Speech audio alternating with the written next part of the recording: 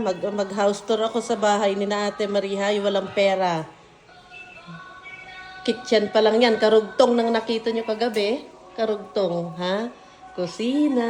Makita mo eternity garden. Oo, ayan. Yung kung gaano kalayo yung sala na doon si Ate Marie. Ayan kayo, ha? Yung walang pera, ha? Yung tinatawag niyong walang pera. Ay, sorry. Ayan, yung lamesa, breakfast area namin kanina. Di ba? At ito naman yung eternity, ano nila. Eternity garden. Garden, pwede ba? Ay, grabe. Ang sarap dito, oh. Oh. Okay. Yan ang walang perang pamilya.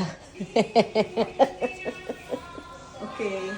Okay na yan. Tignan na natin yung garden nila. Lalabas ba tayo dito, mama? Nandito ba si brother o nakikikita?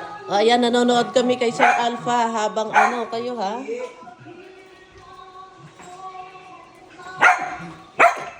Ayaw niyang binigay. Ayaw niyang binigay. Gardenan lang yan. Yung garden lang. Gardenan. Our small Ay, car. Yan. Ayan, oh, galing naman. Ganda, oh.